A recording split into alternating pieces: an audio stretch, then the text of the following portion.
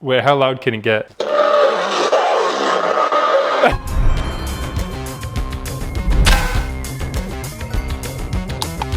Cyclones. Hark to it! Hark to it! Hark to it! Hark to it! Whoa! Is this what I think it is? A delicious treat from beyond the kingdom gates?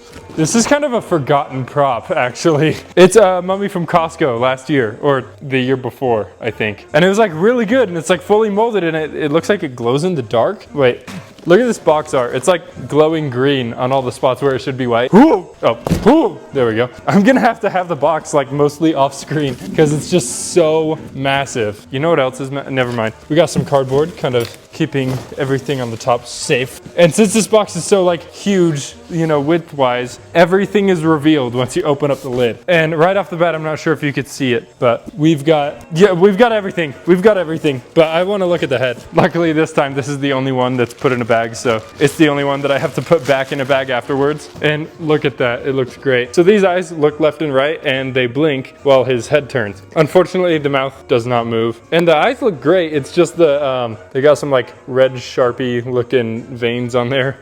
Yeah, let's see. Let's take out a bunch of the poles before we get to more of the molds. Like here, these arms I think are really cool. So a lot of this is partly like just molded plastic and then partly some actual cloth put on it, which is a really good mix. And that loud crack you just heard, that's because these arms are posable. Which, you know, if the arms at the elbows don't move, might as well make it posable. Does not hurt at all. There's the second arm. Here we've got some leg pieces, I would assume. Does cloth go anywhere? I figure I could just kind of set it on him. More leg pieces. His huge and heavy upper body. This is sweet. Oh my gosh. I love this. It's all looking like very good for retail at least. It's like somewhere in between pro and retail when it comes to its looks. Now we do have all the parts out of the way. Let's take this base out. And we're not gonna need any of the included tethers because we're not setting this guy outside. It looks like there's only 2 poles, which is very odd. Everything else might just be plastic connections. So this might actually not take much instruction. Maybe I'll even get through this one without looking at the instructions. What a day that would be.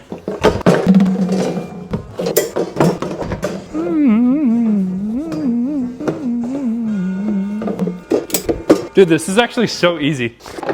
And then next up, we've got the torso already. It's got a bunch of controls on the back. This is the only like blemish in the mold is that it has to have all these controls on the butt. But as long as you're seeing it from the front or the side, then you're good. Maybe you could cover it up with some more wrapping or something. This build's going a lot smoother than the Demogorgon prop, I'm not gonna lie. All right, getting the last arm on, and it should be right down to the head. Okay, time for the finishing touch. Looks like there's a bunch of wires to connect inside of this weird kind of tube connection. Very difficult to do with one hand, but it can be done and I'll prove it. There we go, got it. Okay, and the head just seems to slot right in there. How does that work? Oh, there's another like bolt to put in back here. It smells like 12-footer. Okay, and finally we have the cord to just plug it in. That was actually way more simple than I thought it would be. I thought it would be challenging. The hardest part was putting the head on. He's kind of wobbly. It's a bit concerning. Of course, you're supposed to have tethers attached, but it would be nice if it's stable to begin with. Okay, I just plugged it in. It'll...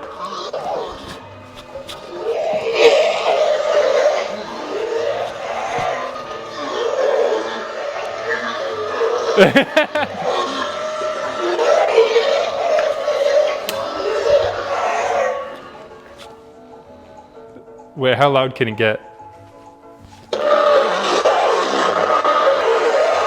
Okay, that's enough of that. Now that I'm looking at it in motion, its eyes, while they're cool and how they move, they're just like way too cartoony for their own good compared to the rest of its body, because the rest of its body look fantastic. And it's like molds are amazing, but it kind of like messes with its potential by giving it these super cartoony eyes.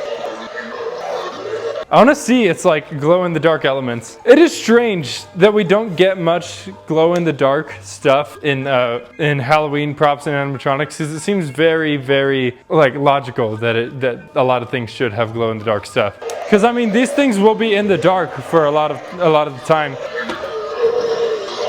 Okay, total darkness. That's so scary when its eyes are turned off. Oh my gosh. Okay, it ruined it, it ruined it. It looks like a FNAF animatronic with its eyes. That is so cool though. Let me turn down its volume. I know you can't see me, but you can see this, right? Oh man, that is cool. We need more glow-in-the-dark stuff. That seems like something that should be common, but it's not. And we are back in the beautiful, beautiful light. Not so scary anymore, but he is so huge. That's kind of crazy. I expected him to be like as tall as me, but he is 7 foot. Hello, anybody in there? I say hello in there. That's kind of unfortunate. As I was putting him together, I was like, dang, this is gonna be the coolest looking mummy we've ever seen in retail. But the cartoony looking face with the FNAF eyes kind of ruins it. Its whole body up to here looks great. It looks like almost professional. The molds and the paint job just looks awesome. I love the glow in the dark stuff. That's like super unique to this. Its sound effects are fine. It doesn't speak, which is good. Look at him go, look at him go. Overall, we don't really see a lot of mummies in retail anyways, so this doesn't have much competition. I think this is my favorite mummy in retail. It's kind of scarily wobbly because it only has like 2 regular poles for its whole super heavy upper body to be resting on. And just like all Costco things, it has a constant on mode, which is just lights on. So if you can't tell, its eyes are glowing and its mouth is glowing. I enjoy that anything sold at Costco has this kind of upgraded control box. Oh, what the heck? I was hearing a noise while I was switching the modes. I was like, what is that? Every time you switch it to a different mode, it blinks. That's so cool. That's such a weird, like, random detail, which probably isn't intentional, but like, I really, really like that, actually. I think that's so cool. Let me turn it again. Look, he's blinking. Come on, man, your eyes are already wet enough. You don't have to blink anymore. It's okay. I wonder what causes that. He does look a bit like he's trying to run. Like with the arm movement, it looks like he's supposed to be running in place. Let's like speed that up. I want to see what that looks like. Nice. All right, that's enough of him. I think that this mummy obviously looks fantastic. I've given my thoughts about the face. They kind of messes with its whole scariness, you know. It has its quirks and it's very unique. And I believe it's the best like mummy that we've gotten in retail, which isn't saying much because we haven't gotten many mummies. But it is like, it's awesome. I wish we would get more props in this style where like the whole thing is fully like molded and painted, but it's like a kind of normal size. I mean, 7 feet tall isn't very normal, but we've only seen like fully blow molded things and things that are like 12 feet tall, like the 12-foot skeleton or whatever. But this is cool and an excellent way to capture detail. Anyways, that is all, and I will see you in the next video. Thank you, Halloween Hunter, for lending me this prop.